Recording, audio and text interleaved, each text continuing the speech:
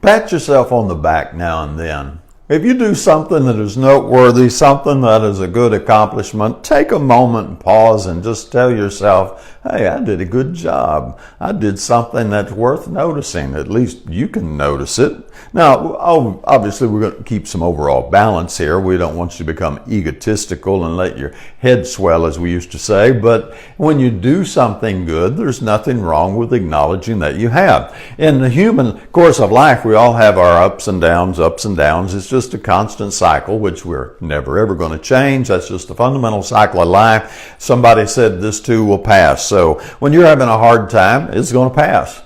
You're having a good time, it's going to pass. You're just having a nice, leisurely, relaxed, nothing special time, it's going to pass. That's the way life works. But sometimes we get to looking at the dips too much. We overemphasize the times that are down, and they really are, but we see those as, big, scary, dark valleys, and then the high points feel real brief. And so when you do hit a high point, pat yourself on the back. Say, look, I did good. I did a good job on that. That was really a good accomplishment. Whether it was a little one or a big one, don't get all wrapped up in that. And learn to manage your ups and downs through Christ, which is what Christianity is about, is learning how to manage life. When you're feeling good, be wise, be careful. That's when the devil will get you. When you're feeling down, learn how to manage that one through Christ also, because that again is when the devil will get you. There are advantages Satan can take, whether you're up or down, and he knows where they're at, and he's going to try to get you. That's his game, and our game is to fight the good fight. So in Christianity, Christ came that we might have life and might have it more abundantly.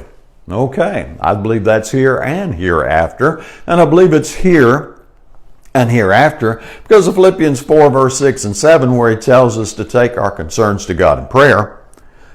And then he tells us that the peace of God that surpasses understanding will guard our hearts and our mind in Christ Jesus. So Christianity is about a lot of things. It's about not sinning. It's about doing good. It's about having the right doctrine and avoiding false doctrine. There are a lot of aspects to Christianity, and one of the major aspects is learning to manage life as a whole, or you can talk about specific pieces, but it's learning to manage life through Christ.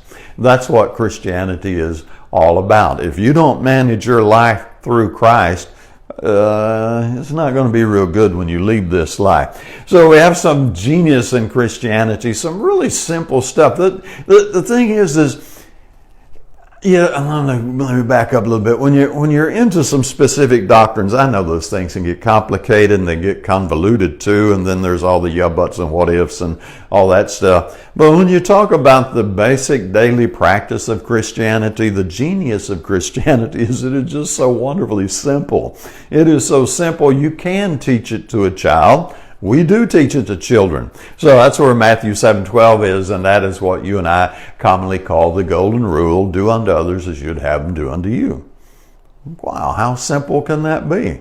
That's really, really easy. Go out around and basically treat people kind. Be nice to people.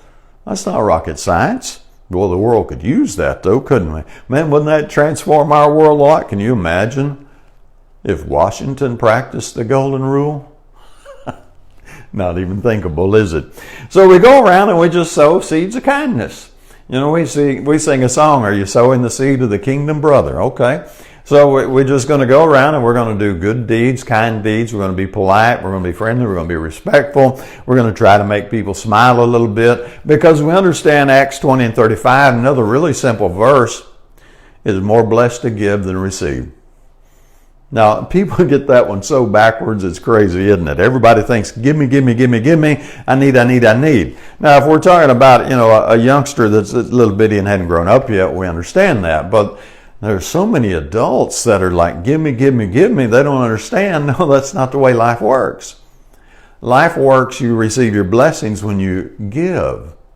Now, there are some people who understand that, but they're not a lot of them. And so you go about, you give, and then you start to get your validation from within.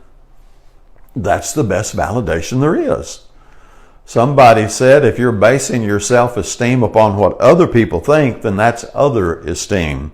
You want your validation from within you. You want to be able to look at what you do today, and at the end of the day, look back at all the things you did and look at it and go, man, I did this that was good, and I did that was good, and I gave here, and I was nice there. And you start adding up the points where you acted like a Christian ought to act, and then you go, hey, and that's patting yourself on the back. That's your self-validation, which is a whole lot better, because when it comes from within you, no one can take it away.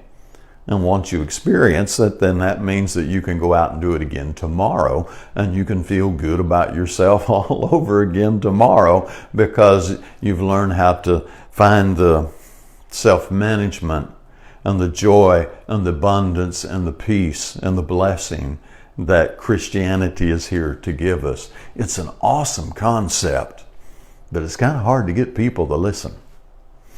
So there's just something to think about. Put your comments below. We'll have a conversation if you'd like. And as always, have a great day.